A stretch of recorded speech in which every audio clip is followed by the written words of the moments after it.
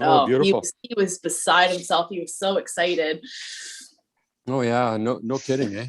Everybody's out looking for sheds now all over the province, so it's kind of interesting. Yeah, and I mean, they had just fallen because there was still blood on the bottom of the base of the pedestal, so they were super fresh. But yeah, it was fun. Okay, 1 minute. That's enough time for me to print out the agenda. Maybe.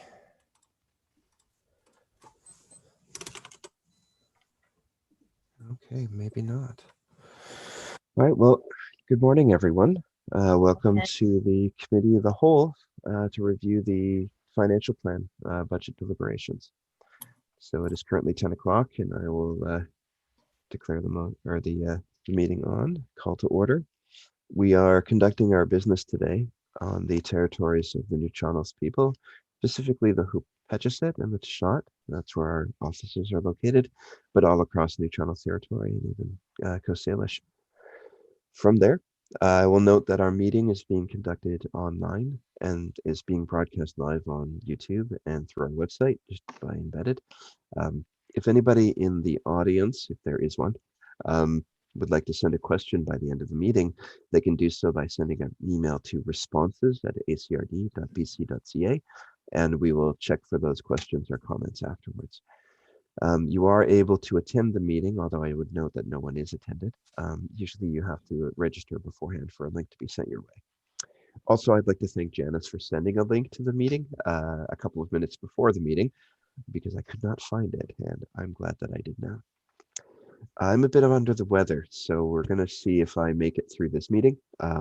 If I don't, I'm going to ask our vice chair to take over for the main meeting, but hopefully I'll be okay. Okay, we do have an agenda. We do have extra materials that are being added to the agenda, however, so I'm wondering if it's Wendy or someone else who's going to outline any new items or just additional materials that may be added for our deliberations. Is that correct, Wendy? Mr. Chair, I don't have any late items for the committee of the whole, unless directors do. I have something from Janice in regards to a late item for consideration. Yeah, I believe that's in camera. Mr. Chair? Yes. Oh, yes, it is. Okay, my apologies.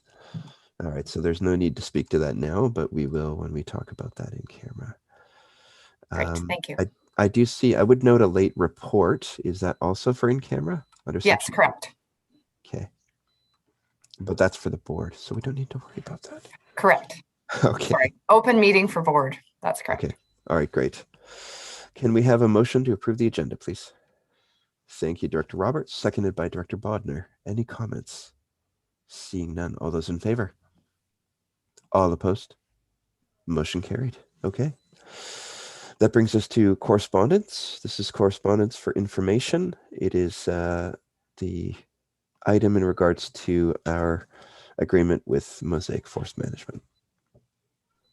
Does anyone have any comments? We also have a motion to receive. Director Roberts and then Director Shannon.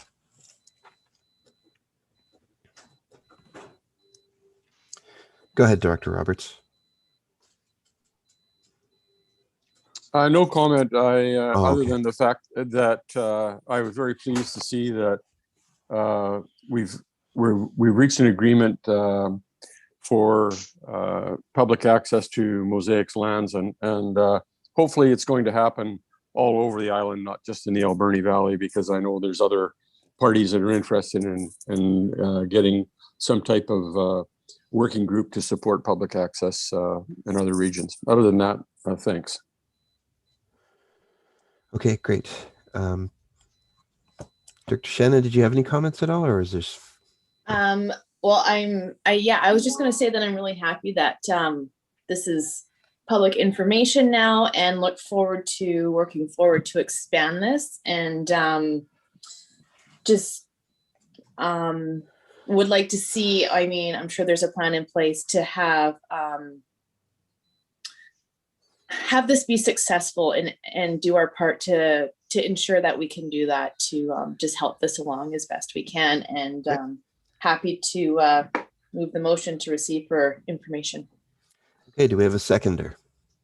Thank you, Director Cote. Director Bodner, you're up next. Thank you. Excuse me, my fingers don't work too well. One thing I was hoping that when I read this, that the public knows that this is what they're doing, and to let them know that to respect the land, especially the quads, you know, because they seem to be ripping around all these roads without any concern about garbage and and damage that's being done. So if they have let the whole public really should know about this, and an awareness to them that that Mosaic is doing this, and it's on a temporary basis to see how it works. Thank you.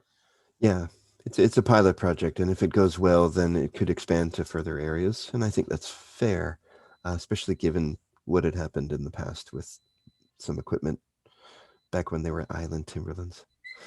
With that in mind, are there any other comments? Okay, seeing none. Oh, Director Cote, please go ahead.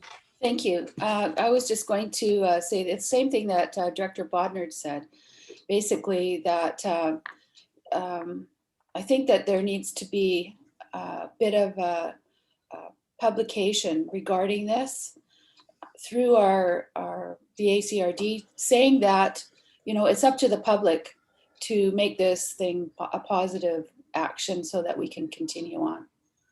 So I'd like to hear what staff have planned to actually to publicize this, if we are going to do any at all. Thanks. Okay, thank you. Did you have a comment, Jenny? Please go ahead if you do. Yes, through the chair, it is a pilot project that we're starting on right now, and they're looking to start small and make sure that they work out the kinks as they expand to opening up more areas. We will work with Mosaic to come up with communications to ensure that we are managing the illegal dumping and cleanup events, also related to the solid waste management. So we will be working on that for sure. Okay, thank you for that. Any further comments or questions? Seeing none, all those in favor? All opposed? Motion carried. All right, great. That brings us to the next item, which is we're now into decisions. This is for the grants in aid, or grant in aid for the City of Port Alberni for economic development. So I'm assuming that this has to do with the amounts that each of the areas might be in for the economic development section. So Terry, please take it away. Yeah, sure. So this topic has been discussed a couple times. We talked about it at the February 11th COW, and then had Pat Deacon attend the AV and Banfield Services Committee on the 25th. And so now we're just looking for the electoral area directors of A, B, D, E, and F to let us know how much you would like to contribute towards the City of Port Alberni grant and aid this year. There was one other question that I just got a response from, and it was, how much is the total economic development budget for the City of Port Alberni? And it's approximately $400,000 a year. Thank you for that. Any comments or questions?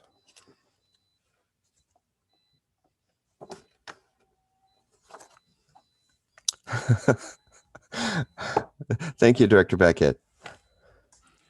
Only because it's Bob Beckett from Banfield A.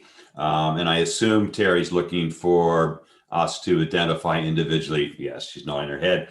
So Banfield would go with $1,000, which is what we contributed last year. Is that correct, Terry? Yes. Yeah. We're good with that. Thank you very much. Thanks. Okay, should I call out the other directors in order, or are we willing to do it? Yeah. Beaufort. So Director Shannon. Thank you. I would like to, oh, sorry, I'm just trying to find it. Stick with the 500 that we contributed last year. Thank you. Okay. Thank you. Area C, or sorry, Area D, Sprout Lake. Thank you. I believe that we only put in $1,000 last year. I think so. Go ahead. Yes. Yeah. Last year was 1,000. In 2019, you put in 6,000. Okay, I would like to go back to the 6,000 at this time. Thank you. So 6 total. Okay. All right, Area E, Beaver Creek. Yeah, I mean, I think this is highly important, but unfortunately, my budget is absolutely thrashed, and I'm going to go with 3,000 on this. It's more symbolic than anything. I realize against a $400,000 budget, that's not much of a dent, but I think it's important. Thanks. Thank you, Dr. McNabb. And Area F, Cherry Creek.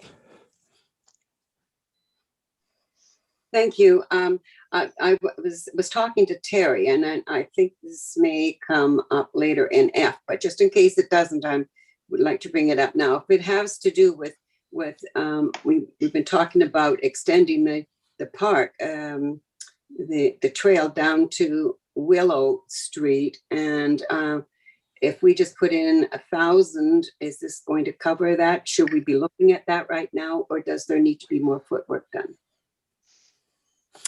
I don't know to what degree it's related to this. This has to do with the ECDEV item. So the park aspect is, I think, separate. But Terry, could you clarify? Yes, the park development would be under Cherry Creek Parks. This is for a contribution towards the city of Port Alberni for the work of Pat Deacon and the Economic Development Office, and the rural portion of what he does for the valley.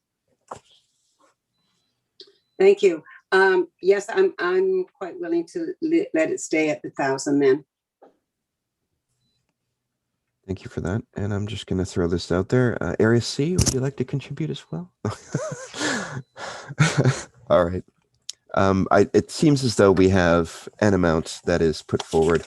Because it's a grant and aid, this is not something that you are beholden to fully or even increase at all. So I think it's fair to put forward this amount. With that in mind, though, I think the next time we have a serious discussion about what ECDEV does and what we expect from it, we should be pretty involved in how that looks. And I think a whole of regional district approach might be something we want to contemplate. That in mind, though, we do have a motion. Would anyone like to move it with the numbers attached? So we have 1,000 for Banfield, 500 for Beaufort, 6,000 for Sprout Lake, Beaver Creek 3,000, and 1,000 for Cherry Creek. Director McNabb. I would move the motion with the adjusted amounts. Thank you, Director McNabb. Do we have a seconder? Thank you, Director Cote. Any further comments? I've had my hand up for a while. Oh, sorry, Director Cote. Go ahead. The reason why I'm thinking that $1,000 and maybe the other directors might reconsider has to do with the airport and the study that we're doing right now, and the participation from the city through Mr. Deacon. I think that economic development coming through from the airport is going to be very important. And that would be why I was thinking that $6,000 would be the number that Sprout Lake should be contributing, and I was hoping that other areas would have considered to more at this time, just due to the fact that we are looking at economic development at our airport, which is expanding and growing. Thank you. Okay. Thank you for that, Director Cote. All right, any further comments? Okay, with that in mind, all those in favor? All opposed? Okay, motion carried. Thank you. All right, that brings us to item B, which is the West Coast Multi-Use Path Funding Update. Please go ahead. Hello, thanks through the chair. Thanks for having me today, everyone.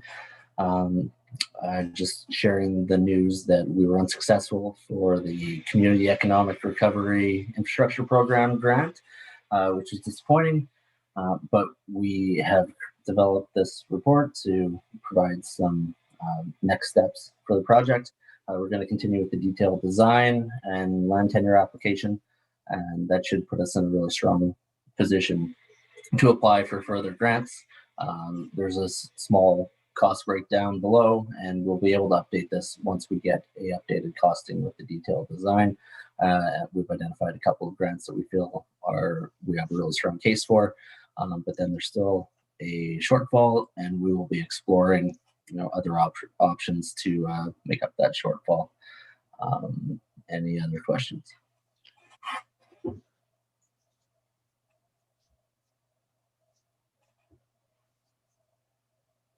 Muted.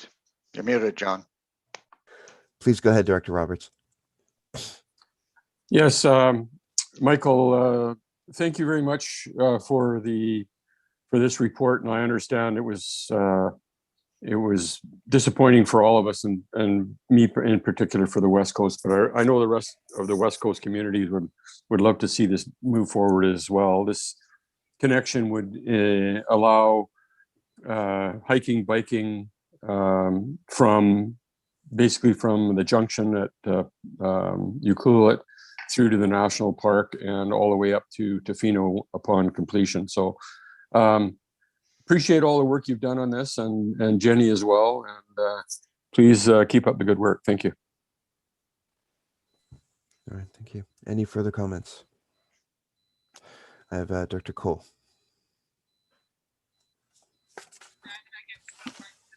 Wrong button.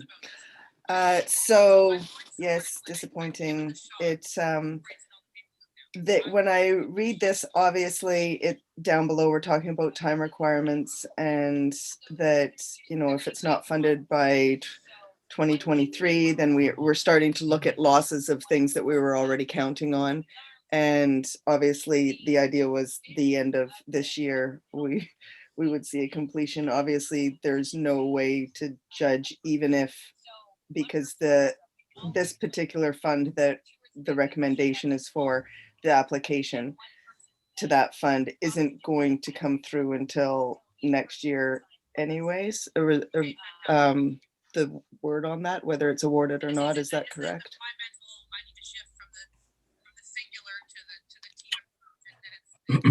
Through the chair, yes, this definitely delays the project.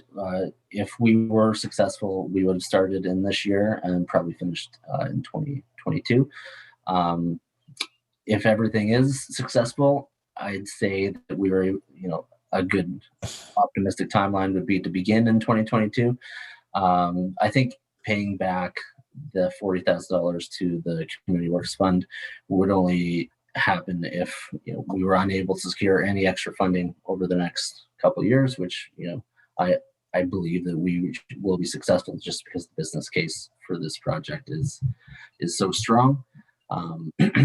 And maybe in 2023, if we aren't successful, it's time to reevaluate what the next steps are at that point. But I don't think we're at that point yet. Okay, I appreciate that. I could move the recommendation if you think now's the time. Thank you, Director Cole. Do we have a seconder? Thank you, Director Roberts. Any further comments? Dr. McNabb, please go ahead.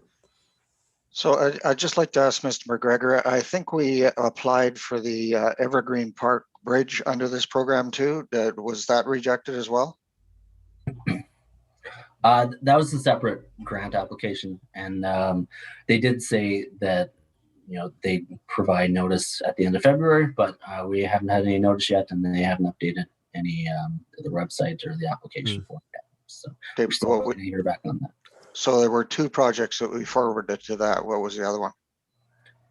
The other one was the Lakeshore Trail in Sprout Lake. Okay. Right. Thanks. All right. Thank you for that. Okay. Any further comments? Okay, seeing none. All those in favor? All opposed? Motion carried. All right. Thank you for that. That'll bring us to item C, which is the Parks Level Service Review. Please go ahead again. It's me again. Thanks, through the chair. So I took this position with the ACRD in the fall of last year.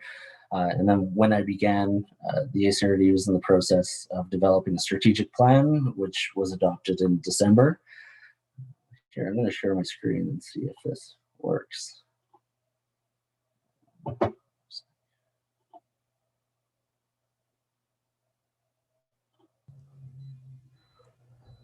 Is that working, everyone? Yep. Yeah, that works. Thank you. Great. So yeah, that was adopted in December, which is kind of what spurred this review and report on. So within that strategic plan, we had to review service levels for parks and trails to maximize their wellness values and benefits to economic development and COVID-19 recovery. So after taking that recommendation, my first step was to kind of review the previous planning pieces that I've done on the Park Service, mainly the 2015 Parks and Trails Strategic Plan. And this is a great strategic plan for the Park Service, but very high level and broad view. My goal was to kind of take it into more detail, park by park level, and look at how we're achieving our current levels of maintenance and exactly what we're doing to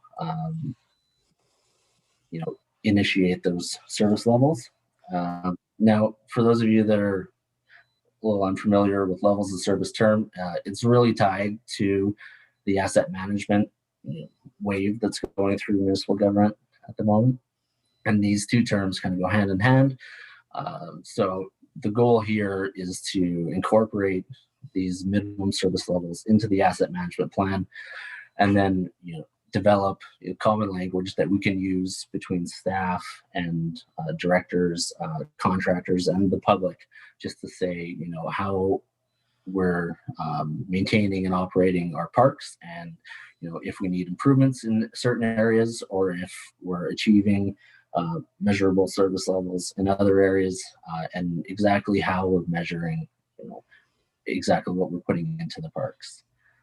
So the two terms I'm going to use quite a bit here are as customer levels of service, which is measures how the customer receives the service and measure value we provide, or in layman's terms, it's someone that goes to a park, kind of what are their expectations once they get to that park.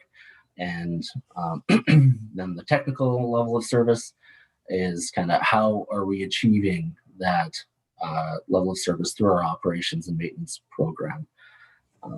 So the two main focuses there. And that kind of led me towards, the ACRD is in a bit of a unique position where we receive a great benefit in all of our areas and all of our parks from the volunteer organizations, from the community. I go into more detail in the report than I'm going to say now, but I did want to express just how positive and how dedicated the group of volunteers that we seem to have here is. But then that also provides a little bit of risk to the ACRD in our operations and maintenance program. When we rely on volunteers, the hours and exactly what's donated from year to year can fluctuate a bit. So that defines our technical level of service. And then the customer, regular park user, doesn't really understand exactly how that's achieved. So some years, a certain maintenance standard is achieved, and then other years, maybe a volunteer, just doesn't have the amount of time to dedicate to it, so that standard drops a bit. So I went kind of through park by park to develop a minimum service level that we're trying to achieve, so that if our standards drop, we'd be able to make up for it in other areas, either by better coordination with volunteers, or with some paid services throughout the area. One other note I wanted to add about volunteers is that each of the organizations expressed that the majority of the work was being done by 60 and 70-year-olds, and there's a concern that without more uptake from a younger generation, that we may lose some of our most dedicated volunteers within the next little bit. And if that were to happen, there just wouldn't be as many hours or put it by these organizations. So it's something to be aware of. And I think having a volunteer recruitment strategy going forward would be a big help for us. Okay. So just continuing, the proposed service standards I had were, each of our parks we have a range of different areas. Some of them are essentially just a natural area with passive use. Others receive a whole lot of use, and we saw a huge increase in the public use of our parks over the last year. During COVID, I think everybody kind of realized how important these community parks are and how much of an impact they have on their day-to-day lives. So we saw a huge increase, and I tried to categorize each of our parks within these 4 proposed service levels. Starting for the first, I didn't have any of our parks in a level 1, but I did include it just because we may get to a point where we want to increase our service level in one of our highly used parks to that.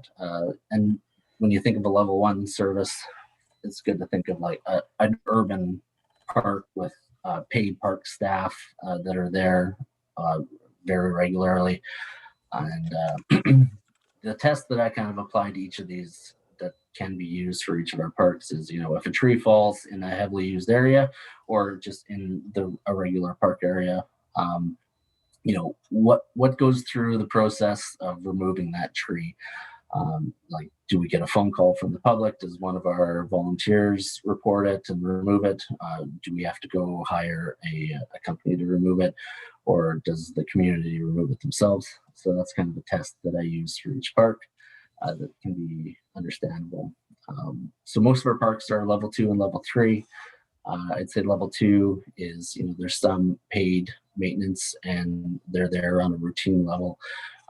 Usually all the infrastructure, they accommodate wear and tear to a point where they're the end of the useful life, whereas opposed to level 1, as soon as they start looking old but they're still usable, you'd want to replace them. But a level 2, we kind of just use the equipment until they're no longer safely functional. And then a level 3 is more of a natural park space. They maintenance is performed mostly by volunteer work, and we respond to public complaints if a danger tree or if a tree falls, or if there's debris or anything. Then they would call us, and we would either coordinate volunteers or sometimes supplement it with paid staff to fix the public complaint. And then a level 4 is essentially just a natural park space that we don't have any infrastructure where we're obligated to maintain to a minimum level. And we have a number of these sites. Most of them are through subdivision dedications. Right now, there may be some passive use, but no heavy use. So I am going to go through each of our parks with a current service level and a recommended service level. And if anybody has any comments or questions, just feel free to speak up and we can discuss each park. I'll go through most of them quite quickly, I think. But so the first one I have is the West Coast Multi-Use Pathway. We're in the design phase. This is a bigger conversation once everything's completed for the governance levels, but just to match the rest of the pathway, we have it at a service level 2 at the moment. Because currently the District of Ucluelet maintains the pathway towards Ucluelet that's currently in place. The next is the Alberni Inlet Trail. This is a real gem of a trail, and it receives regular volunteer maintenance. I see the public use increasing quite a bit because this type of trail is in huge demand, and I feel like the public may not be quite aware of how great this trail actually is. We put in some recent infrastructure such as the bridges in the photo here, but there is still some more infrastructure renewal that's required. I have the current service level as a level 2 and maintain at level 2. China Creek, we contract out the level or the operations and maintenance for this with the Harbor Authority. Lots of infrastructure, but I feel like they have a good handle on it. I wasn't here in the summer at all, so I haven't seen this in full swing. but I'm looking forward to seeing, how busy this gets in the summer. I think the one that deserves the most amount of discussion is the log train trail. Currently, I have it at a level 3 and 4, and the recommended service level is to increase it to 2, 3. Now, I have 2 levels there just because it's such a long trail, and it's mostly maintained by volunteers at the moment, and they maintain their areas that are close to them and of mostly interest of them. So some areas don't get any maintenance or monitoring throughout the year. I think we kind of need to bring up our services a little bit because some of the infrastructure is failing, and we need to do a total infrastructure kind of review there and kind of prioritize some of the renewal.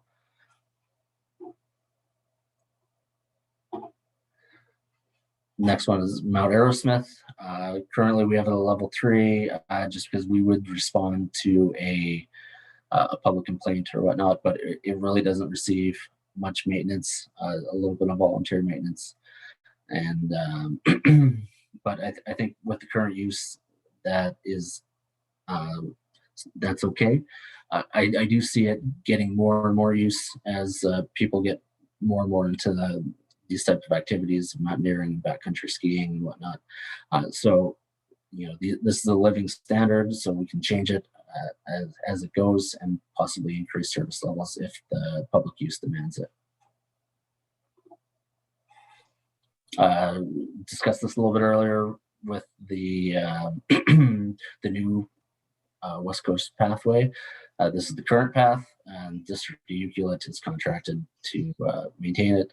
I do believe that we're getting a pretty good deal with what's currently happening, and staff from the District of Ucluelet have requested that we review, what's being provided to them. But, I think our goal would be to maintain it at the current level until we can complete the pathway, and then we'll have a more of a strategic plan for its maintenance and operation once the path is complete.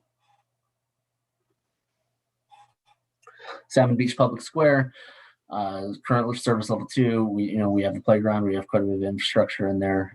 I think that a recommendation on just keeping an eye on where the current infrastructure is and its condition is something that we need to work on. The Elaine Scott Centennial Park, again, it's a really highly used park, and I think staff there provide a good level of service. The only thing I think keeping it out of a level 1 is that we need some infrastructure renewal. Some of the playground, skating rink, and whatnot is getting a little bit aged and end of useful life. So that is something that we'll be working with the Banfield Parks Commission to address in the financial plan here. Waterfront Parcel A is on the west side. I have it at a level 3 at the moment. There's a little bit of talk from the Banfield Parks Commission about doing some more development in there. And if we provide some more development, then we may need to revisit what service levels we're providing. And same goes with Parcel B.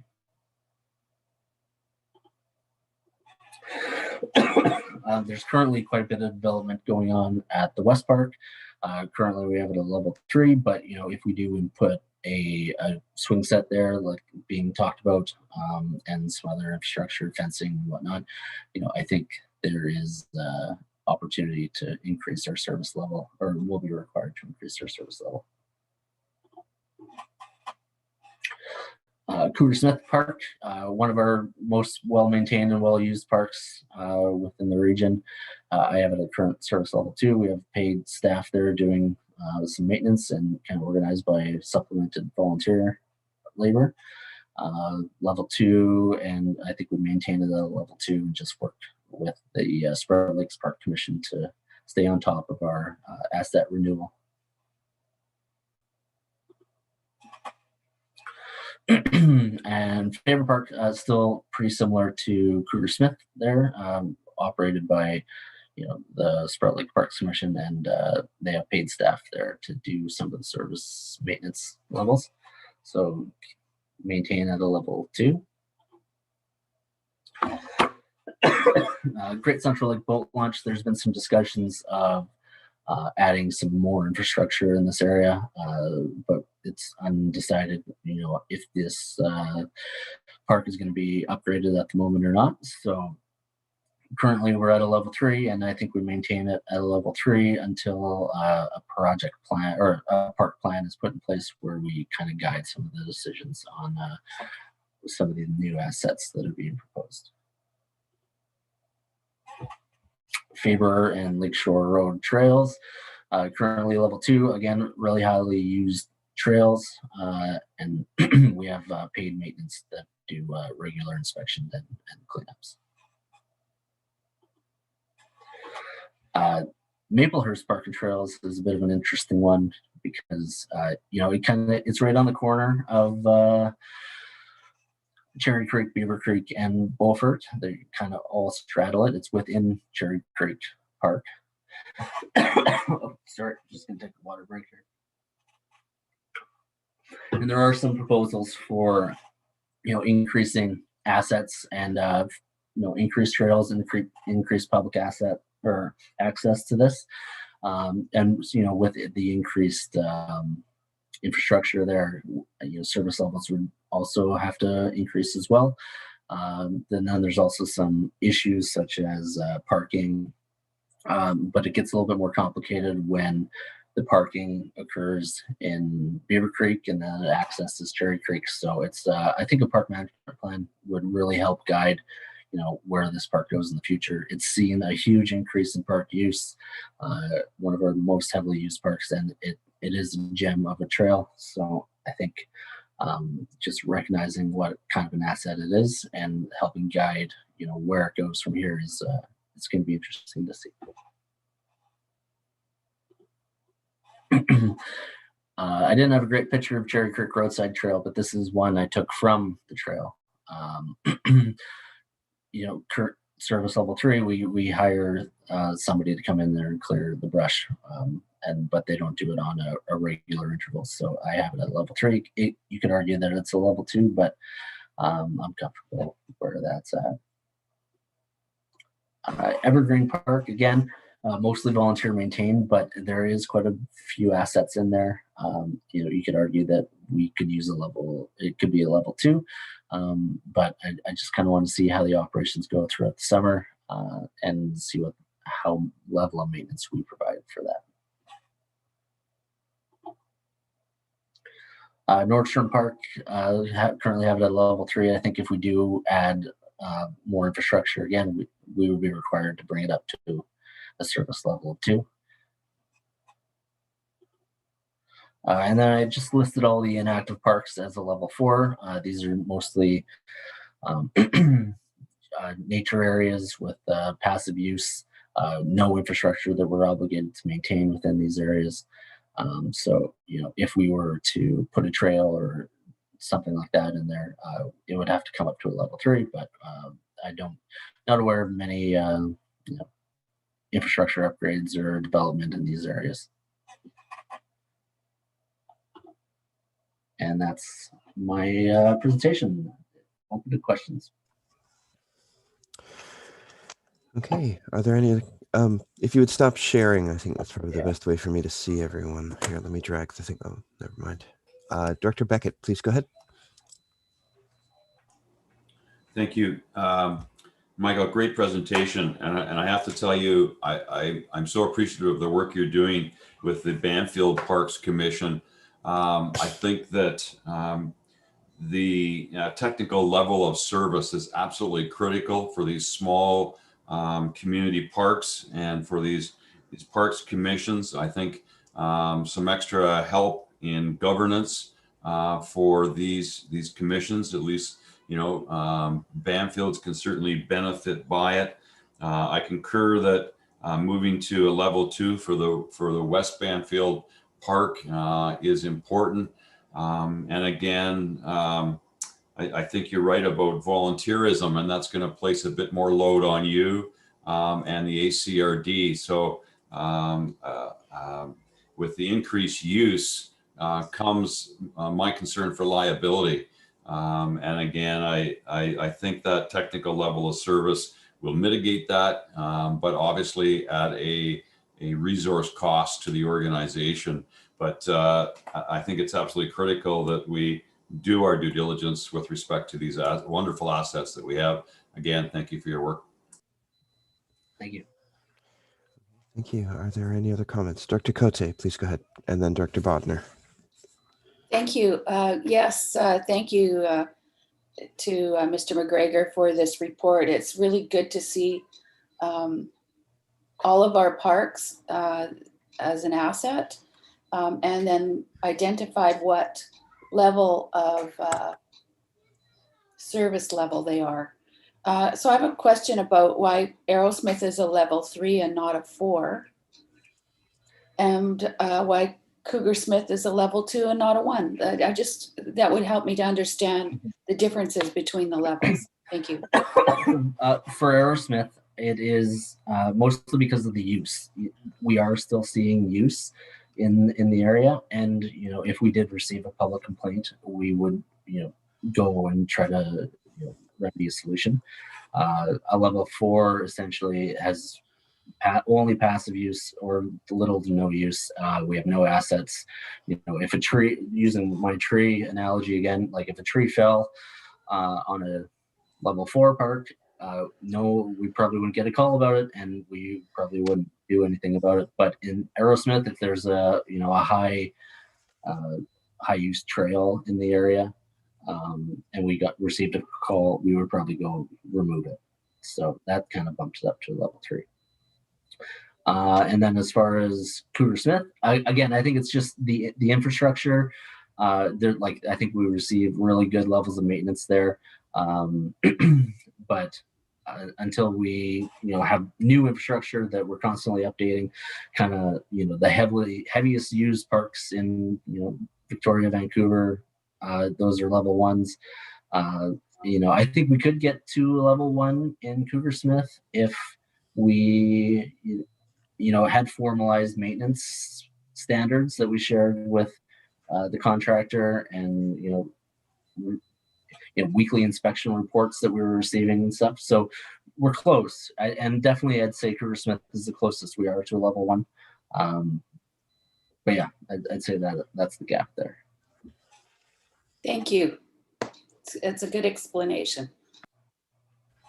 Thanks for that. I have Dr. Bodner, and then Dr. Shannon, and then Dr. McNabb, and then Dr. Cole. Thank you, Mike. That was a great presentation to be able to see something all the trails together. Really was a good picture. 2 things I want to bring up. One was the popularity of the Log Train Trail. It is very popular and used by everybody, as well as the trikes and quads. It's easy to walk, and it is easy access. Is there any time that you ever thought that maybe getting in touch with the schools to see if they would be able, on their field trips, once this COVID thing is over, to go there and have them adopt a certain part of the trail, so that it would be also a good learning thing for children. And the other thing was, as far as Maplehurst goes, that really is very popular. And I know that the neighbors are irate. I have had them call me as well. So I think that one particular trail really needs to have some kind of attention. And there are different possibilities. And I believe there a few things have come up that perhaps I could talk to you about at another time, Michael. Coming from Cherry Creek, so that the parking would be a lot easier. There's absolutely no parking on Willow. Thank you. Thanks. So yeah, just to respond to Maplehurst first, through the chair, I agree that our current infrastructure in there isn't meeting the current use or customer level of service. And I think that creating a park management plan and development plan would be a huge asset for there, and exploring other options for increased parking and increased access, whether it's through the Beaver Creek side or the Cherry Creek side, or the Beaufort side. It's all something that needs to be looked at and prioritized. And yeah, if anyone has any suggestions, or if you want to forward any public comments to me, I'm definitely happy to receive any of that. And then speaking about Log Train Trail, I'll be following up with a Log Train Trail proposal I think we decided, well, a subsequent meeting. And, I think its use is a hot topic, and the access throughout the trail. It's such a huge asset for the community that, guiding its use and maintenance and development is a pretty important aspect for the valley. We've had a couple of proposals from local communities that want to take on a more formalized maintenance role for the Log Train Trail. So it's kind of working on what the expectations are and the standards that we're hoping to achieve there. It'll be covered in a subsequent report here. Okay. Thank you. I have Director Shannon and then Director McNabb. Thank you. Through the chair to Mr. McGregor. Thank you for all the information today. That's awesome. I do have some questions on the Log Train Trail, but I'll contact you after about that. I do have a question about Arrowsmith Regional Park at a level 3. Being optimistic that as we work on access in the ACRD and we can look at other areas, is there a certain level that Arrowsmith Regional Park would have to be at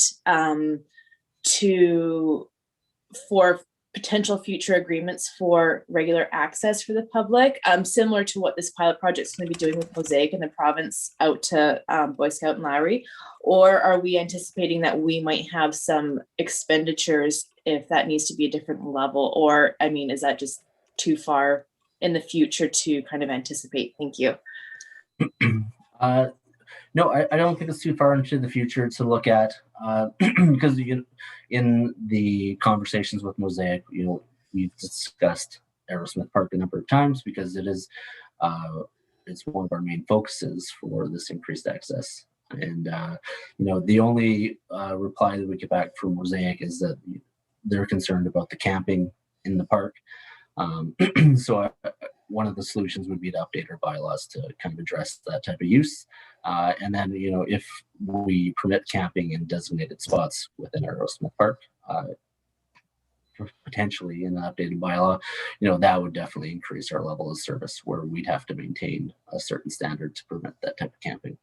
Currently, right now, there's no specific mention. Or no, I think it does say that there's designated areas camping, but we don't have any designated areas. So, there's definitely some gaps that need to be filled in that aspect. Okay, thank you. I have Director McNabb and then Director Cole and then Director Cote. Sure. Just quickly, the upgrade of the service level of Maplehurst I see it as problematic, raising it from 3 to 2 at this point in time until we solve the parking issue. The parking issue is really impacting Willow Road residents very negatively. And so I think we need to solve the parking and then raise the service level. Thanks. Thank you for that. I have Director Cole and then Cote. I'm going to preface this by saying maybe this is something I'm supposed to know, but I still don't fully have my mind wrapped around it. The Tofino end of the multi-use path, it isn't inclusive in any of these community park services. Is it under some sort of a different umbrella? Is it because there's a portion of it that would be in Area C before it hits the park? Yeah, that's through the chair. That's correct. My understanding is that these are only, or the reason that it isn't listed in this here is that we don't have a tenure for that trail. So this is only areas that we own or have a tenure or license agreement for. I'd have to double check with Tofino there, but I believe that they have the tenure with Crown for that section of trail, even though it is within the regional district. So, this comes back to a bigger governance discussion that I think it was had with Rob earlier about, once the trail is complete, how does the entire trail get governed? And which we would come back and have that discussion once we do complete the trail, or prior to completing it. So then, to be very clear, the Ucluelet, or the South Long Beach portion that Ucluelet maintains for that $7,000 or $9,000 or whatever it is from the district, or from the ACRD, I might have been under the misunderstanding that the Ucluelet actually owned the path because it's on our water line or something to that effect, even though it's in the ACRD. Yeah, well, right now we're just doing I think we're joint tenure holders for that, where it was understood that Ucluelet would hold the water line tenure and we'd hold the path tenure. The province has recently told us that, that was kind of done in error.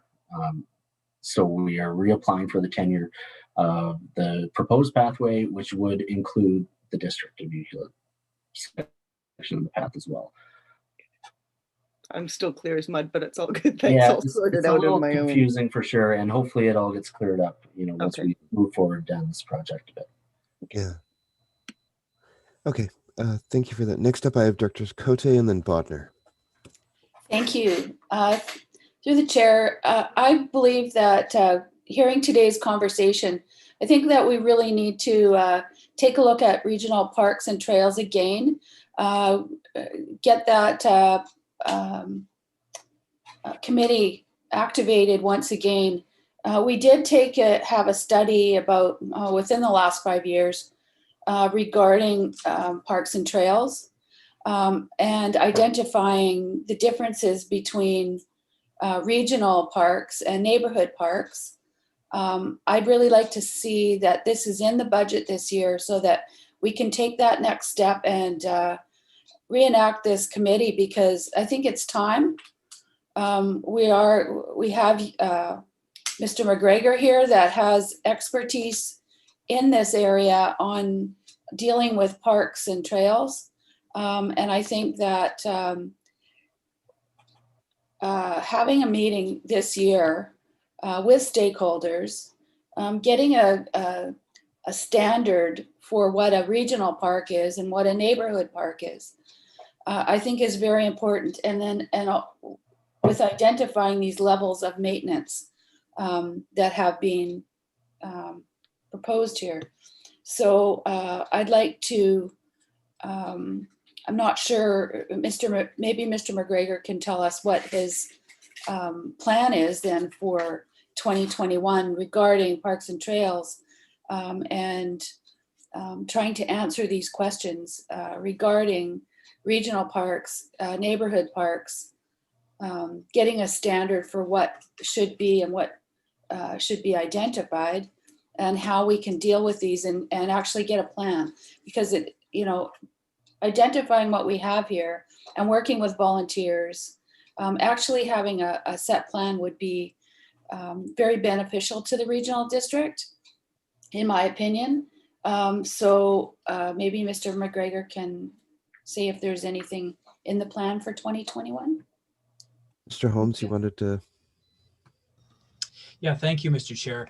I note that this specific recommended resolution for the committee relates to the asset management plan at this point in time.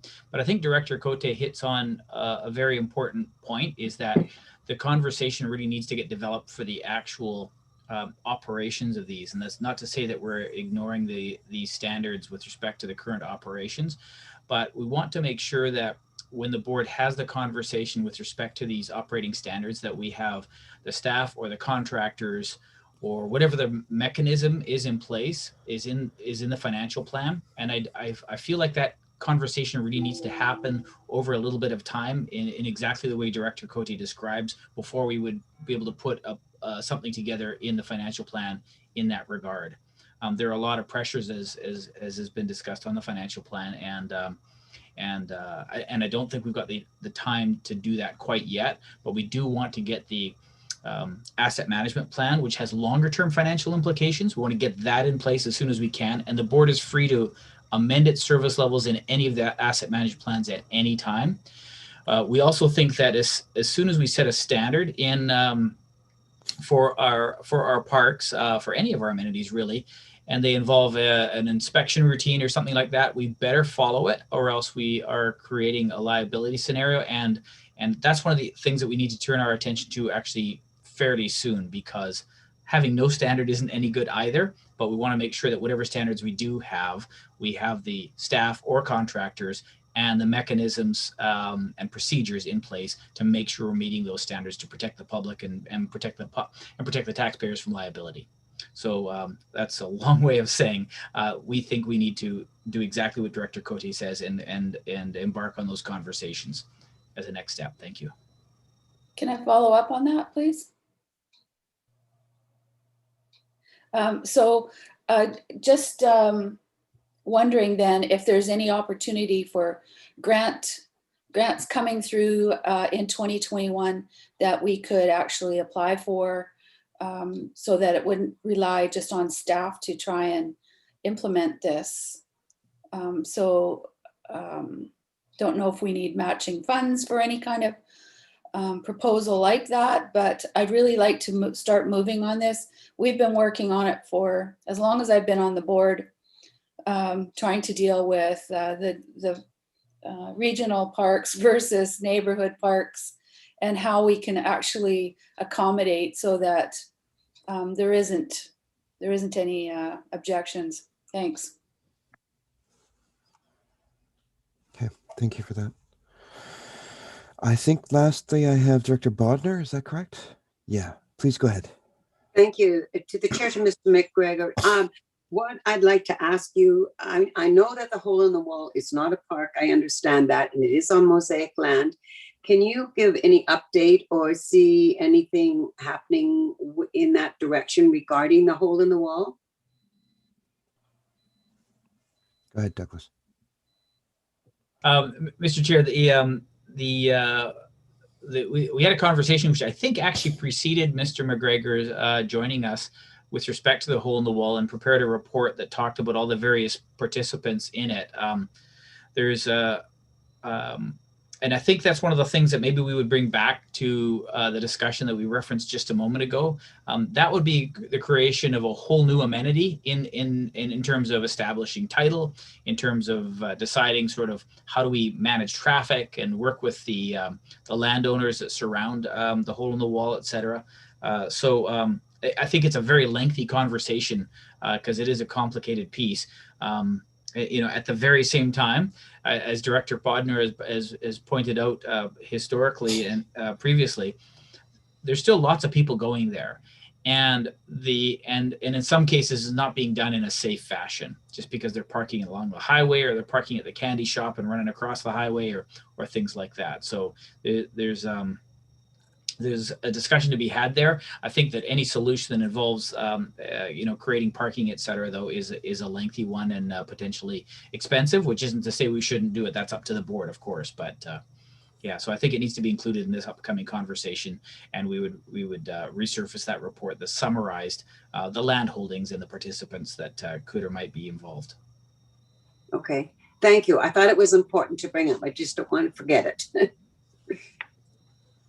Okay, great. Thank you for your comments. We do have this motion here that's mostly just talking about the asset management kind of parts here. Director McNabb and then Director Beckett. So I would move the motion with the correction of the service level of Maplehurst Park to be maintained at 3 till the parking thing is figured out. And I would second that, sir. Okay. Any further comments? Seeing none, all those in favor? All opposed?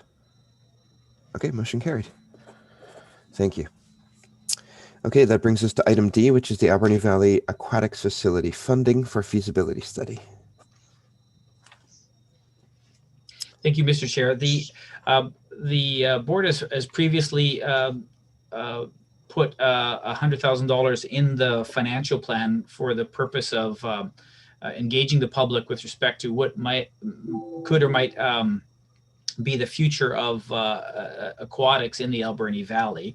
One of the questions that came up related to the nature of the apportionment. If a service were created for the purposes of constructing and operating an aquatic facility, the participants of the board could choose whatever apportionment method it would like. But our CFO Terry Fong was speculating and confirmed this with subsequent research that at the feasibility stage, the default of converted land and improvements is the way that the costs must be apportioned. That said, there is an alternative that could be looked at, and this is completely up to the participants how they want to approach this, is that by calculating what would be, and we used area D's apportionment to say what would their share be if it was converted land in converted land of improvements and population as a blend, sort of what we refer to as the library methodology. What would be the sort of the shortfall, and on if the conversation relating to using city reserves to make up that shortfall, it would be an increase to the city, for example, of $13,000 comparing those two. So it would be a bit of a hybrid method of funding this, which is so we'd still have to do the initial apportionment to some limit by converted land improvements, and then it would be a matter of the city agreeing to fund the rest. Alternatively, just go with the default and for the full $100,000 and deal with the apportionment on the longer term relationship and for construction and management, et cetera. Pardon me, construction and operation rather, et cetera. So this is just an information report to answer those questions that came from last time. This is kind of complicated arithmetic, even for Terry and I. We'll do our best to answer any questions you may have. And the report could just be accepted and the financial plan could stay as is. Thank you. Director McNabb.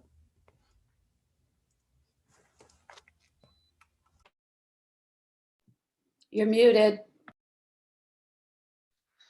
I understand there's a $70,000 surplus at the moment.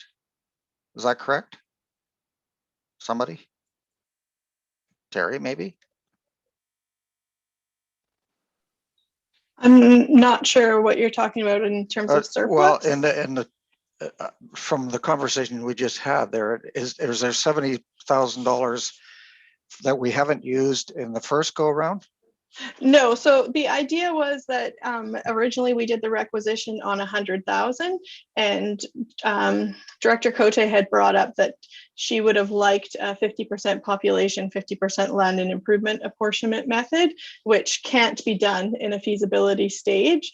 So what I did was I calculated, so in that first column of the chart, that would be the amount if we were able to legally do the feasibility study on population and land and improvements.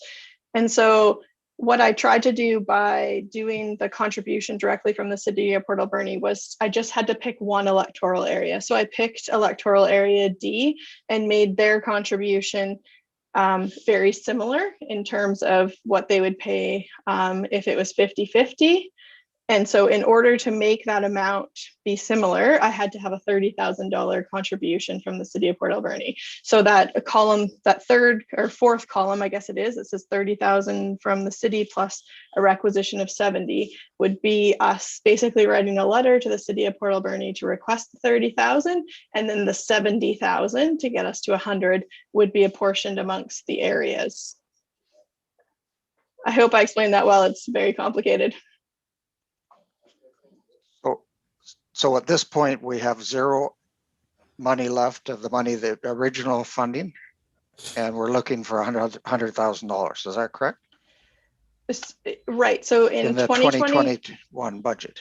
in 2021, we've never requisitioned for the feasibility of the pool study. The city of Port Alberni provided some money for the consultant that we had previous. Plus, we used a little bit of money through general government survey studies and reports to support the work to date. But now we're at the point that we have a work plan that we're estimating to be about 100,000 to do the feasibility study and the engagement portion of that conversation to be around 100,000. So we're trying to develop how that budget looks. So in the draft financial plan that's presented today, it's on the basis of $100,000 requisitioned amongst these 5 areas based on land and improvements. And so we're just presenting information to say, if you guys want a slightly different model for how to get that money, we could request some money directly from the city and then just apportion 70 of that 100,000 amongst the areas. Does that answer your question? Sorry, John. Yeah, no, I got it now. Thanks. Okay. Okay, next up I have Director Shannon and then Director Cote. Thank you. Give me 2 seconds here. Sorry, I'm looking through the financial plan. Yeah, okay. So I really appreciate this coming back in this report. And I would like to go with the recommendation that the committee of the whole do ask the city of Port Alberni for that 30,000 and then do the 70 between the other areas. With the exception of Cherry Creek, the electoral areas in the valley are looking at between a 3 and 5% tax increase. And this, the city of Port Alberni, for as part of the regional district, is looking at a little bit less. So at looking at, because like I know Beaufort's at almost 5%, and I mean, other directors might have comments, but if there's anything I can do, I support that we need to ask the public about this, and this is an important project. But at the same time, I like this option to try and help out, keep our tax requisition down a little bit, because every little bit's going to help. Being in the year that we're in, and there's a lot going on. So I would like to make the motion that the committee of the whole request a $30,000 contribution from the city of Port Alberni for the feasibility work related to the development of an Alberni Valley Aquatics Facility proposed service, with the remaining 70,000 budgeted in 2021 to be apportioned by land improvements between the proposed participants. Okay, I think the committee of the whole needs to recommend that the board do that, and I think that's the only thing I would change from the motion. Is that correct? Or can the committee do that? I know I'm being too technical, perhaps, but I just want to get it right the first time.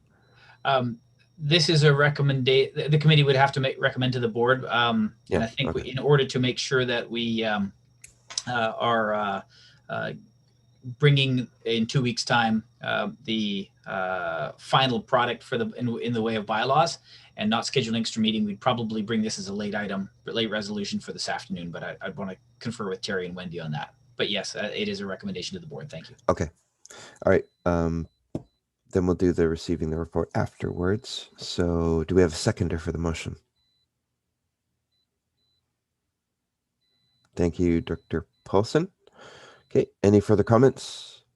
Dr. Paulson, go ahead. And then Dr. McNabb. Once again, kind of being new kid on the block here, but I know Barry will be conversing with Andrew McGifford at the city. And I think we just need to work on what we need to get to yes here. But certainly from the city's point of view, the next step, we would have to have a report from Andrew with regards to the formula that is by consensus from this group. So I know Terry is thinking of that, and we'll afford Andrew every effort or every opportunity to bring a report to council at the next council meeting. We're both in the budget process right now, so we just want to make sure that we're all on the same page. Thank you. I have Director McNabb, and then we'll go back to the original speaking list with Director Cote. Okay, and maybe Director Cote has been sitting there patiently waving her hands and well before me, so take her first and we'll go from there. Okay, please go ahead. Thank you. Thank you to Terry and Doug for putting this together the way that they have. I had asked for more than just this, and I understand that we can't do the library formula, which it gets turned around anyways to assessment-based only when it comes time to pay. So that's always been my beef with the library, is that even though they bill us 50% population, 50% assessment based, when it comes time to pay, it comes a bill to my area by assessment only, all areas. So, and I don't know how you would do that as far as, unless it's a parcel tax. So I'm wondering also, could this be by population only or by a grant and aid for doing this study? Just that's my question. Thanks. Douglas or Terry? Well, when we think about grant and aids, I think the intention behind the legislation is really to provide funding to organizations who are doing work on behalf of the taxpayers. And this is getting a little bit editorial, but for work that the board would otherwise do. So when we think about economic development, the city's doing that on our behalf. It's really not intended for granting ourselves in that sense. So I don't know if Terry has anything further to add to that, but I think that seems a little bit circular and would I think serve to circumvent the intention of the legislation, including the specificity of the using the default land and improvements for feasibility work. Okay. Do you want me to add to that, Director Jack? If you would. Sure, just that I think this really truly is the feasibility of establishing a service. And so to do it as a grant and aid would not really be aligned with what the legislation is asking for in terms of could we apportion it on other methods. I think we can have a large conversation moving forward about what that actual establishing bylaw looks like. But I think at this point, I think we either have to go land and improvements or directly ask the city for a contribution to do something slightly different, which is what we've proposed as an option here. In terms of the other part about it being to the board, we definitely will bring it back, but I think even just, I hadn't thought about bringing it back this afternoon, but I think we're going to have to ask both the city of Port Alberni, which Director Paulson, we have had conversations with both Mr. McGifford and Mr. Ply about this, and they were aware that this was coming as an option to the board today, but we will just make sure that it's in their queue and that they know it's coming, and make sure that both of our financial plans reflect this intent, or so that we can have a discussion about them. Okay, thank you. That brings us to Director McNabb. Yeah, I don't want to belabor this at all, but if this $100,000 is going to be spent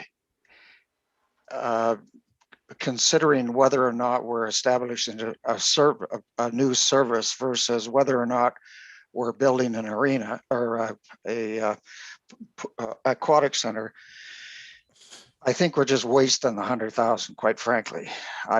I, for one, as Beaver Creek, am not interested in doing this on a service basis, period. If I put in $6,309 into that, I'm wasting $6,309. I haven't heard one single person in Beaver Creek express interest in going with a service routine on this project. Although I have heard lots of people interested in supporting it in a fashion that we did the arena. So, I mean, I don't even know what to do at this particular point in time. Am I going to sit through copious hours of listening to some consultant try to close me. I'm in that business. I know about closing. I don't need to sit there for 4 or 5 or 6 or 10 hours, somebody trying to close me into thinking that we need to have a new service to build this pool. We need to build the pool. We don't need to build the service. So he's going to have a tough time doing that, quite frankly. Trying to close a closer, I've done that before. That's real tough. It's going to be real tough in this situation. Mr. Holmes, go ahead. Mr. Chair, the intention of this money is to, like, I think procedurally what we would do is we would start with the historical work that the city has done with respect to alternatives for a facility. And the idea would really be to present to the community a few options, including what their cost implications would be. With respect to how the conversation that the directors have amongst themselves, that's also an important part of this, because you can't go to the community and tell them what their cost implications are unless the potential participants have already talked about under which financial arrangements they'd be prepared to participate.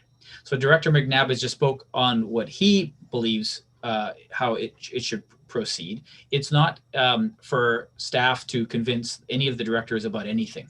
What we want to do is facilitate conversations so that the directors themselves can agree upon how this might go forward. But until the community, there's quite a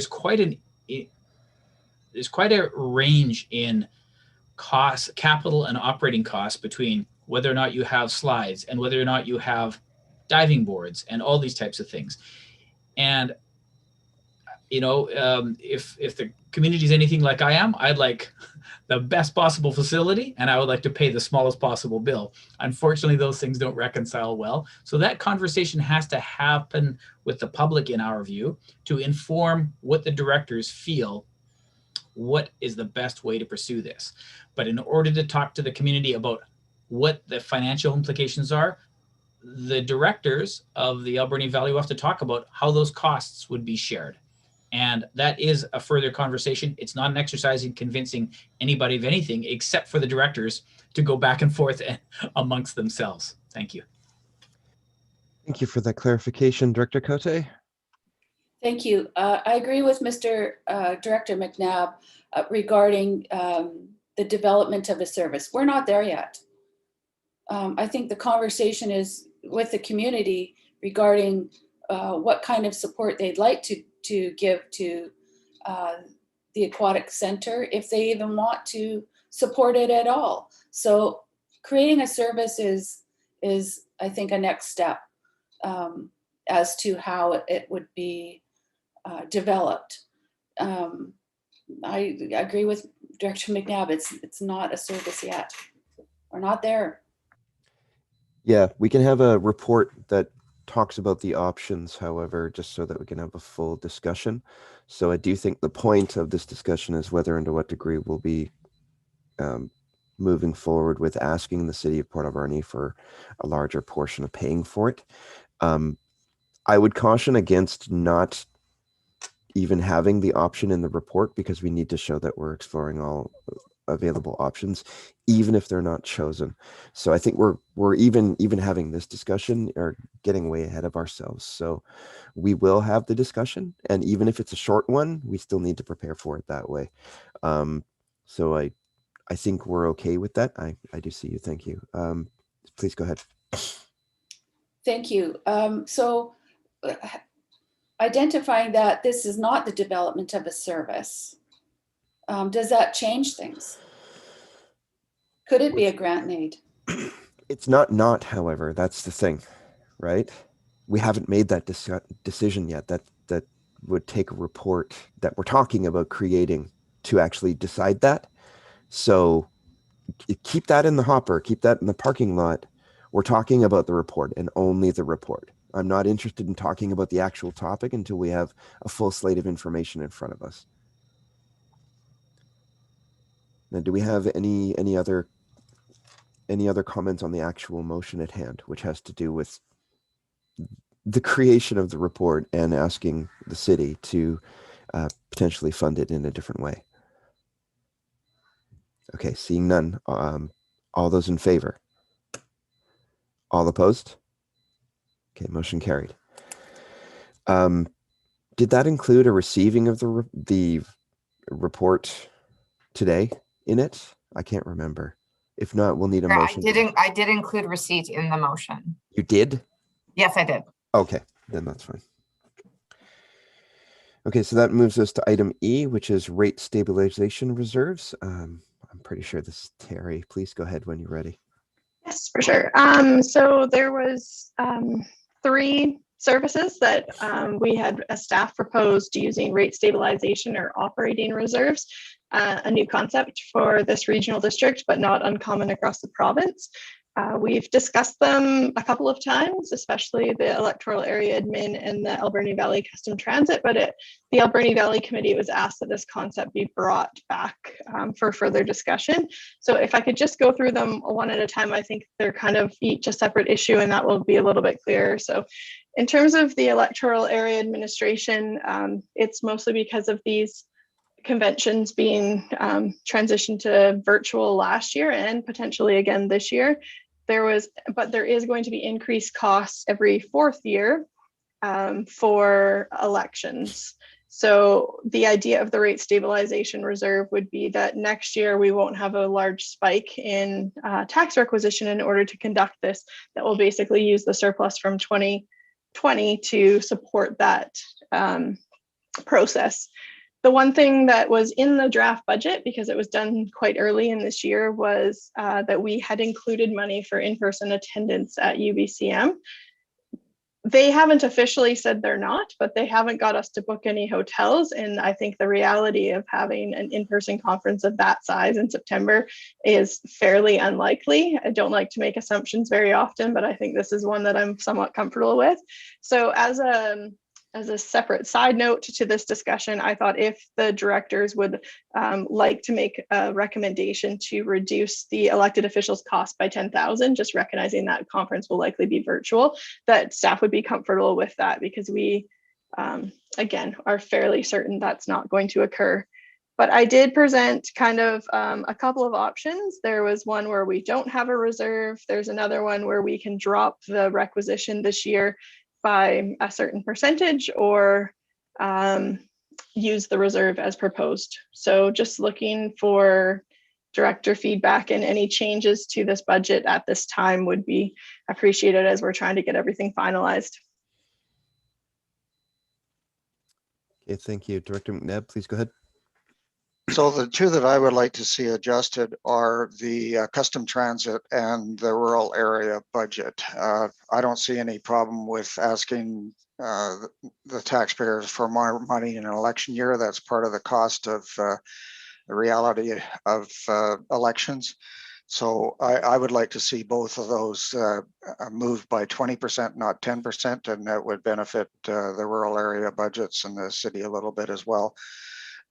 And I just had an email from Fur Park Echo with regards to the usage of custom transit, and from the March of last year till today, it's absolutely 0.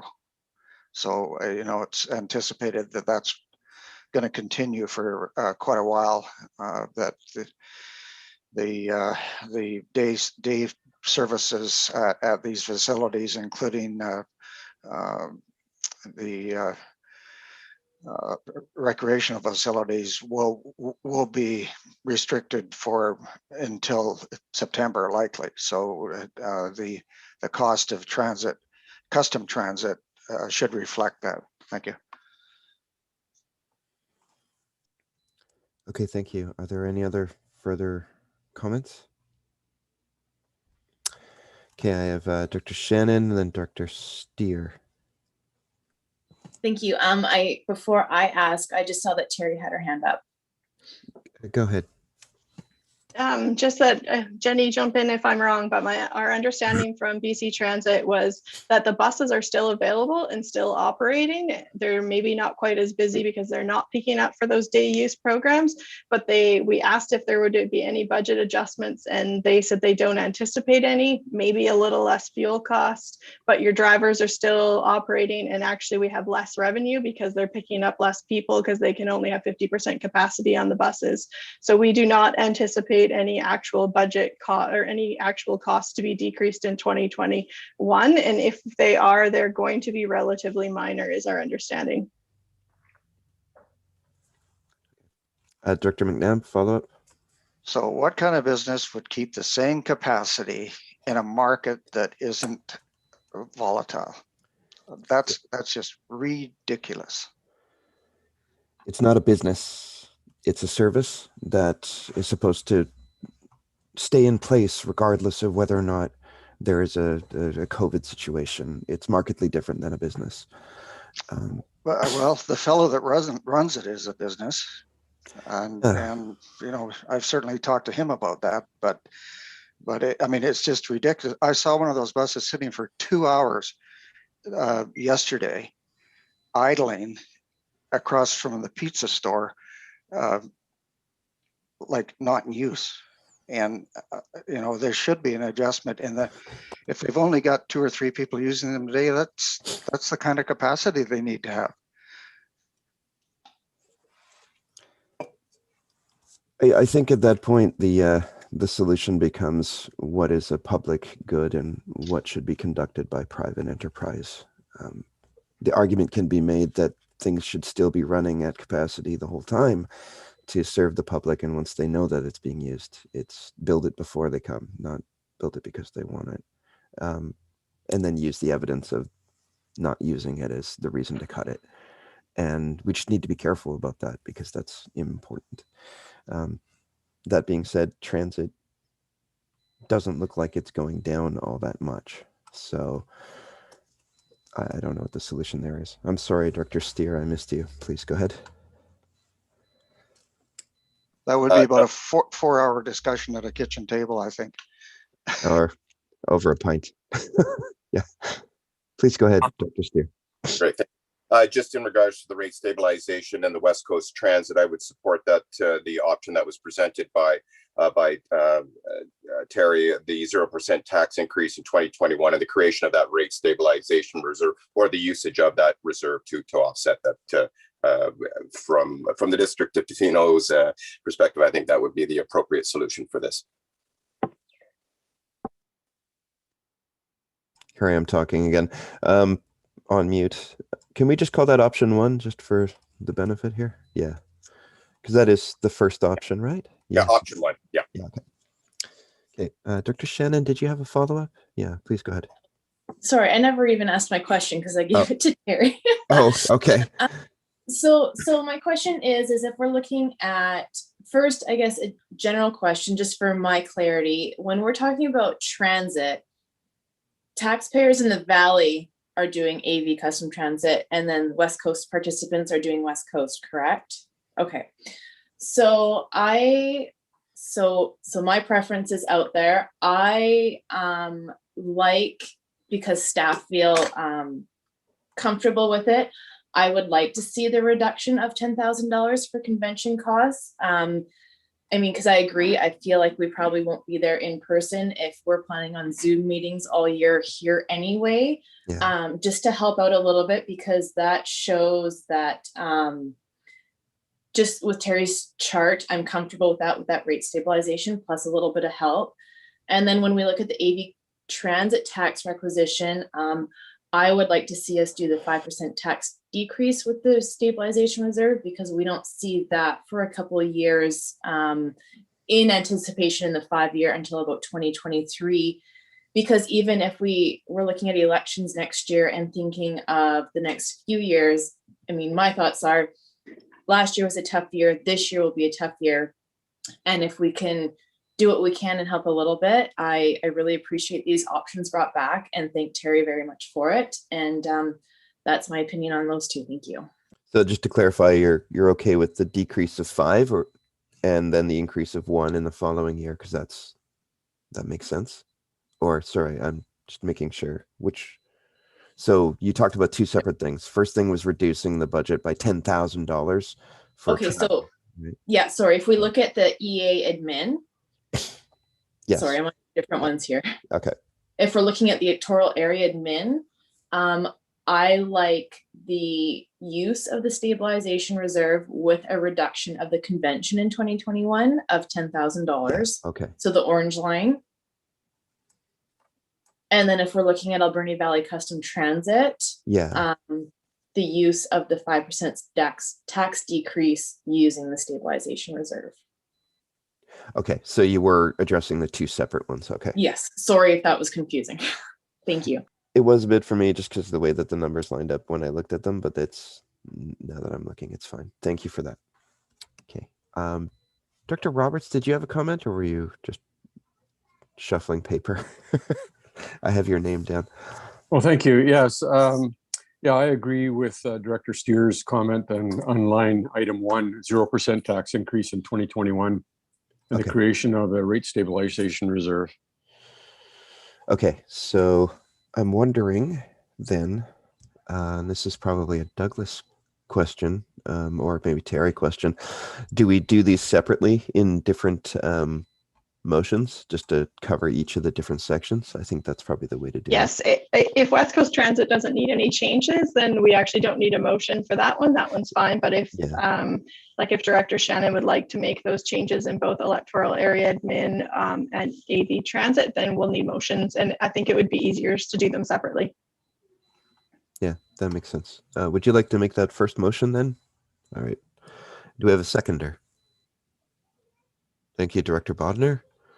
Okay, any further comments? Dr. Shannon? So sorry, first one, we're talking about EA administration. Okay. Yeah. Thank you. Okay. No further comments? Seeing none, all those in favor? All opposed? Motion carried. Okay, now that brings us to custom transit. So the motion there would be the 5% decrease. Yeah. Okay, do we have a seconder? Thank you, Director Beckett. Any further comments? All those in favor? All opposed? Motion carried. Okay. Well, thank you for that. And yeah, I missed you because I must have accidentally checked your name off initially, Dr. Shannon, when when Terry came in. I apologize. Okay, that brings us to item F, which is the request for decision on the whole draft financial plan, which is attached separately. If anybody is watching on YouTube, you can get it on our website. When you click on the date in the calendar, there's a download for the whole PDF. Terry, if you would just maybe introduce, then we're okay. Absolutely. So yeah, we've started this process mid-February and have had multiple meetings regarding the financial plan. The items that we thought still required decision, we presented in advance of this report on this agenda. So at this time, I don't believe that there are any outstanding changes, except I think Director Bodner would probably like to talk about the COVID restart funding.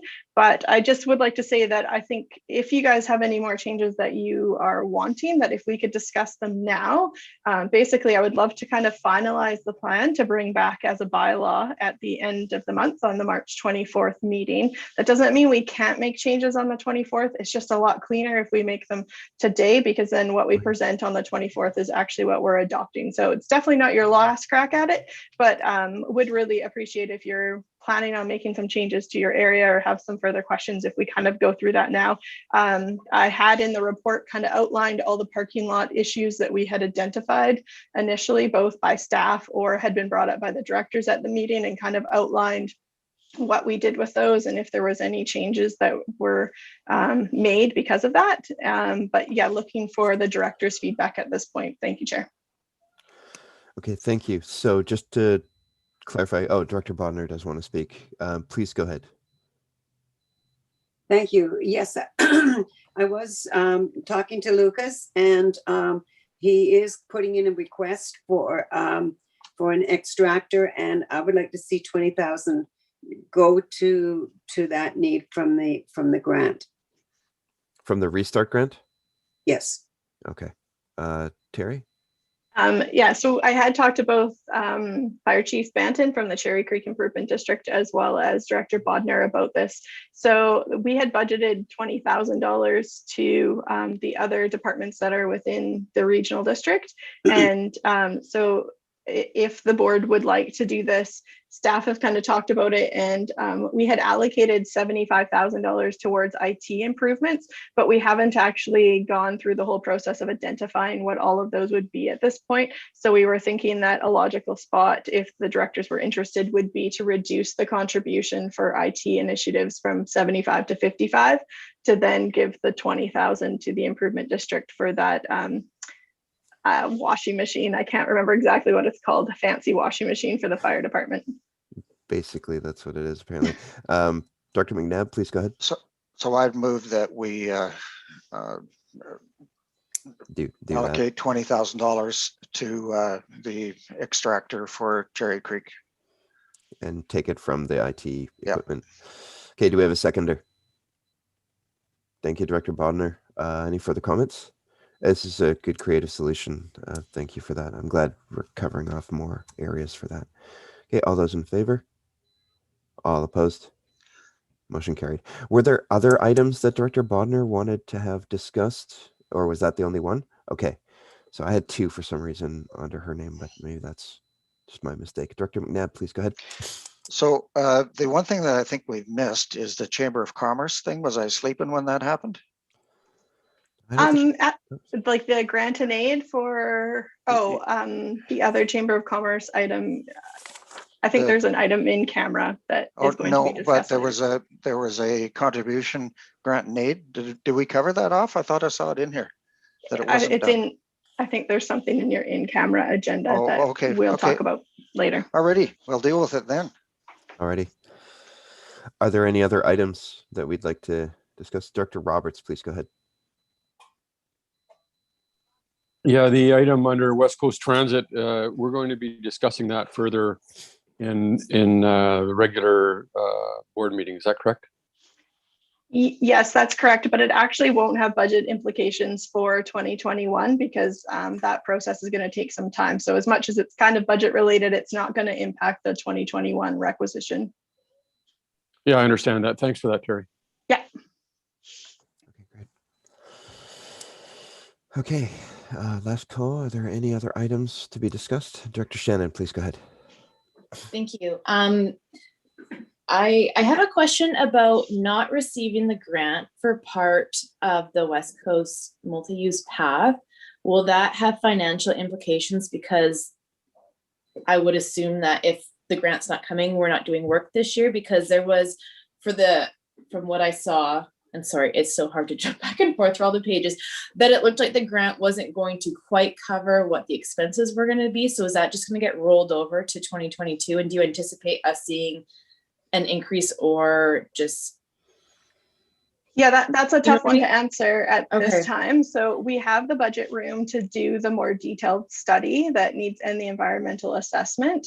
And that is kind of what's holding us back from some of these grant applications. I think that's what got our BC Active, or it used to be called the Bike BC grant, was denied last time because I don't think we had that detailed study. So we do have the funding to finish that portion of the project. We have that secured by the board. I think that we're going to be in a situation for 2022 that we're going to have to start figuring out where we might come up with some money to make some matching funds for this project. But at this time, staff are not recommending that. We're going to continue to look for some grants, hoping that there's some more, maybe potentially COVID related grants coming out. And I think that the board is probably going to have to do some more work with the senior levels of government to see if we can find some funding to make this thing work. But at this time, we're not recommending any changes to the financial plan for it. Okay. Can I continue, Chair? Then I just want to make the comment. I know we talked about mitigation options. I know we've made some changes today, so that'll affect tax requisitions in our areas. but I'm still open to looking at those because Beaufort's sitting right now at almost 5% increase. And I mean, I'm just uncomfortable with that. So I just want that out there. Terry, if there's more info you want today or options right now, please let me know. But I just want to say that out there because we're still Yeah. a high for my liking. So today kind of is the day to discuss that. Later today, staff was also recommending that we adopt the hospital district financial plan. I know that we've talked about the mitigation options in the past. It's I guess from a just flat, you want to reduce your tax aspect, that we could look at different levels, but it's very challenging because of course, every area has a slightly different increase this year. As you mentioned before, the city of Port Alberni actually has a little bit of a decrease because the arena parcel tax fell off, and that's had some impact for them, right? So it's going to, and it's an entire board service in the hospital district. So every area is going to be slightly different. So I have provided the $100,000 example again in the hospital district this afternoon, but if there's a number in particular that you know you want crunched or a target that you know you want to see, I can attempt to crunch those numbers before our 1:30 meeting and send them out for discussion. But yeah, at this point, that discussion would be great if you're still wanting to consider that option. Thank you. I'd like to hear other directors' input on this, just because, I mean, for reference, for Director Paulson, the newbie here who likes to hear other stuff, like in Beaufort, I feel a little bit strapped with some stuff sometimes because I don't have a service of my own where if I'm feeling it's too high, I can decrease that on my own. Beaufort is tied in with all the with everybody else for things. So that's just my concern, is that I'm a little uncomfortable with where my tax requisition is at, and would love to hear everybody else's thoughts on where you are with your electoral area, or your thoughts on mitigation options while we're here now. So thank you.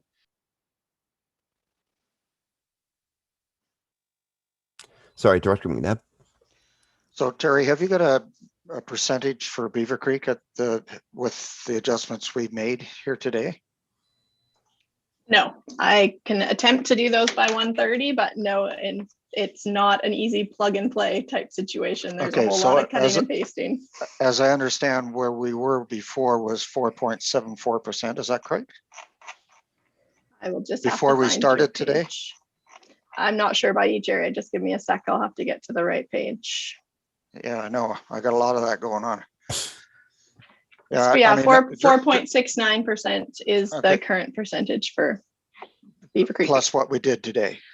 Plus what you did today, which will reduce one and increase the other. So I mean, I absolutely sympathize with Dr. Shannon. I mean, we have 30 line items of which I have control over 6.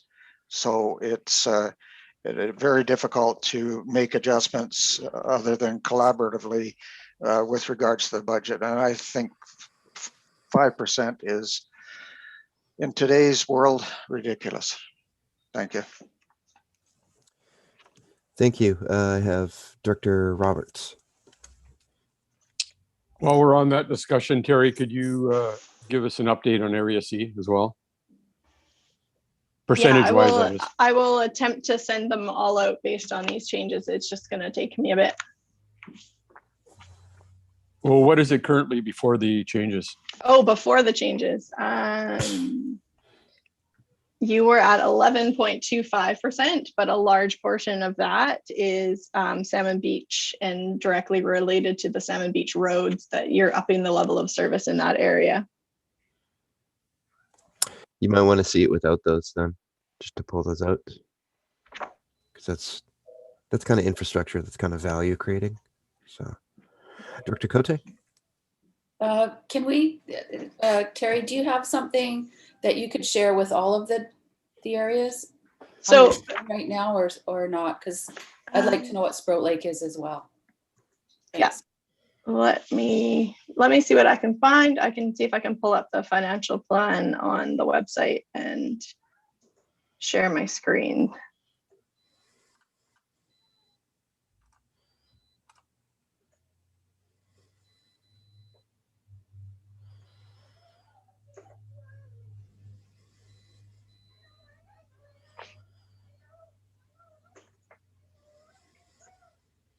Okay.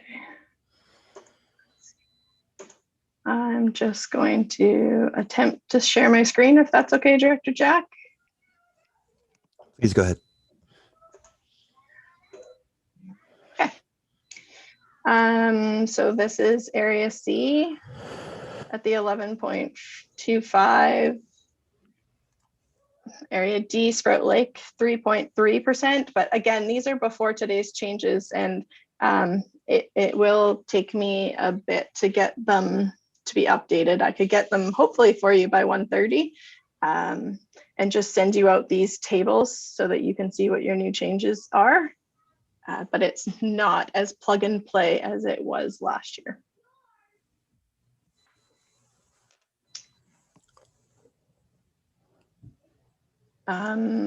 Area E, Sprout Lake, or Area E, Beaver Creek is actually 5.34 before today.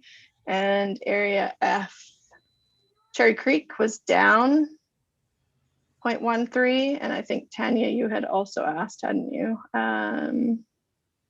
Yeah, I'm at 4.97. I'm almost at 5%. Yeah.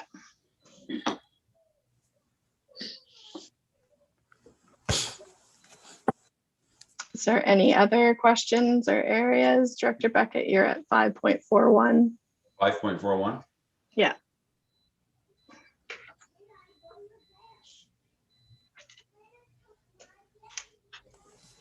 Okay. Is there any other changes that people, besides looking at the hospital district for a mitigation purpose, was there any other, especially the electoral area directors that have individual services, just wanting to make sure that there's no other changes that you're considering at this time?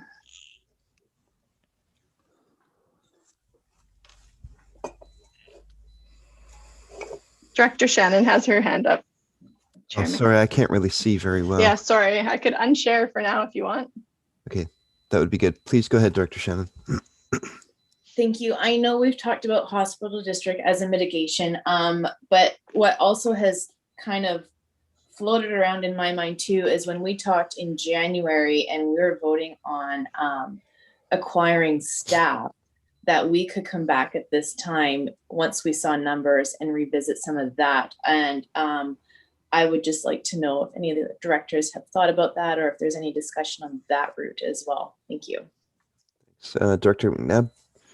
So our impact is actually higher than the 5% that's indicated, because the arena has fallen off this year as well.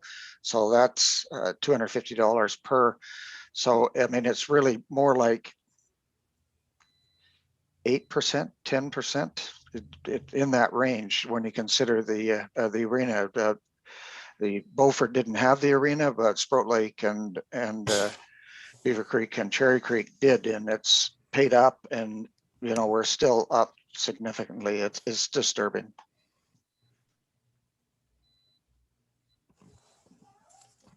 Okay, any other comments? Okay, not seeing any. Director Roberts, go ahead. First of all, I'd like to say huge appreciation to Terry staff for all the hard work that she's gone into in this draft financial plan and trying to meet everybody's objectives and wants.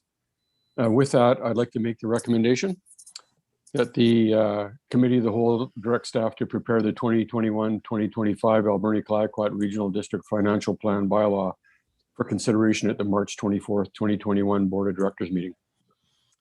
Thank you. Do we have a seconder? Thank you, Director Bodner. Any further comments? Dr. Shannon, go ahead. Thank you. So just a question for clarification. If I'd like to see some mitigation options, that motion should be made now then, Terry? Ideally. Yes.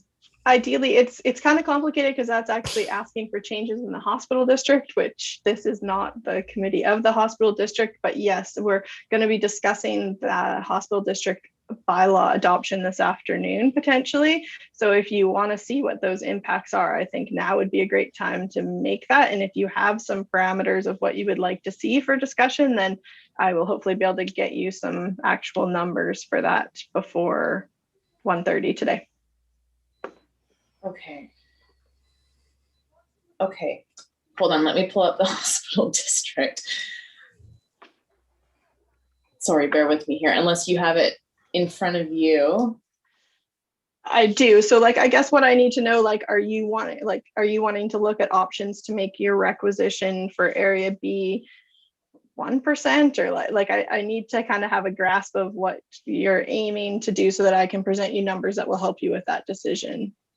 Okay. Well, I think ideally, because I mean, in the back of my mind and what I'm hearing from constituents is some people are doing great right now.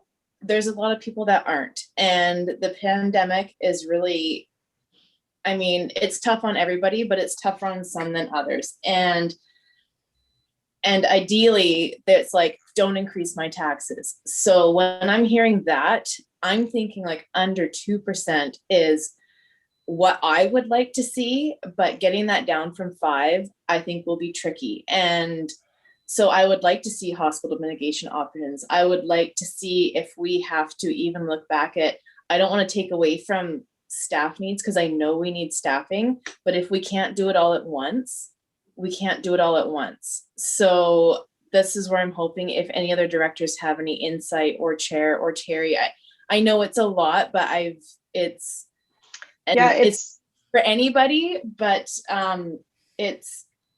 it's hard to budget in a pandemic when I see we're having needs, but I'm also seeing struggling constituents, and that's what I'm hearing.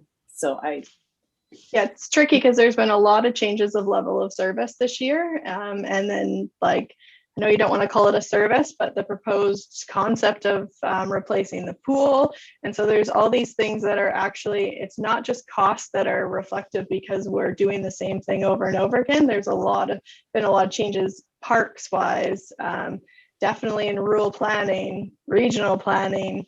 There's tons of things that are in that. And so it's hard because in some ways, if you mitigate it with the hospital district, then it almost appears that we're, from a single taxpayer point of view, you're getting things for free because we're changing the level of service, yet there's no extra cost, which I actually don't think is reality. So that part is very challenging. And I think that sometimes you need to match your changes with when the cost increases occur, because otherwise 2 years from now, it gets a little tricky. But on the flip side, I definitely recognize that it's a challenging time, and that every dollar that can be reduced out of the budget can help somebody for sure. So like I said, just looking for kind of some guidance of what I can provide you guys that you guys can help make that discussion occur. Thank you, Director McNabb. So Director Shannon, that's exactly why I picked on those stabilization areas, because they don't directly impact a service like the hospital district. I wouldn't agree with taking any money out of the hospital reserve at this point in time, but simple and easy is adjusting those two accounts to reflect and help us with the impact of increased cost in other areas that are uncontrollable by us. So I reflect back to that. I mean, we make that adjustment where we kind of double up on that instead of leaving it the way it is. It'll help, but it won't fix it. I think a lot of what Director McNabb is saying is correct. If your goal is to reduce your total tax take, but you don't have much in the way of discretionary decisions, my kids are not being good right now, then you really need to look at some options available. I would note though, that because Beaufort is a small area, your percentages are going to be boosted because there's floor on the costing of any increases that are going on, right? So this happens at Monmouth all the time, where Ucluelet and Hwayet are the largest nations in the treaty alliance, so to speak. But things that are nothing to us end up being a percentage higher for smaller organizations. I don't see you getting to 2%, honestly, not the way that it's set up. And I think part of what we need to do, though, is show that we're trying to mitigate where we can. but you have to balance that with how far you're willing to kick a problem into the future that'll still be there and might be worse. So, I mean, from that perspective, I don't think I'm helping you, but what I'm hopefully setting some expectations there, because this is the rock and the hard place at that point, and it's just a decision that we're all going to have to make the way we are arranged right now. So with that in mind, I would look at the health at that, but at that point it comes down to, if you were to kick anything further into the future in regards to the employment stuff, we've already done it where it's broadly accepted by the entire group. So how that looks may be different because we only have Ron here. What Director Minions thinks and what the other directors who aren't present think might matter as well. So we might have to have that discussion today during the board meeting. That being said, we're eating away at the time that Terry has to get us more information updated. So I'm just going to call a question on the motion. Director Roberts and Director Bodner second. Okay, all those in favor? All opposed? Okay, motion carried. Thank you. Okay, I don't believe we have any late business, and it's not likely we have any question period questions, but Wendy, if you can confirm that for me, that'd be great. Mr. Chair, we don't have any comment or input from the public today. Okay, thank you. So that brings us into the in-camera portion of the discussion. But before we turn off streaming, I should read out the motion. The motion states the motion to close the meeting to the public as per the community charter under sections 91J, information that is prohibited or information that if it were presented in a document would be prohibited from disclosure under section 21 of FOIPA, and then 21C1 of FOIPA. The head of a public body must refuse to disclose to an applicant information, the disclosure of which could reasonably be expected to harm significantly the competitive position or interfere significantly with the negotiating position of a third party. And then 91I, the receipt of advice that is subject to solicitor-client privilege, including communications necessary for that purpose. Those are the reasons that we're going in camera, and I think that's that. Can we have a motion to go in camera, please? Thank you, Director Cole, seconded by Director Beckett. All those in favor?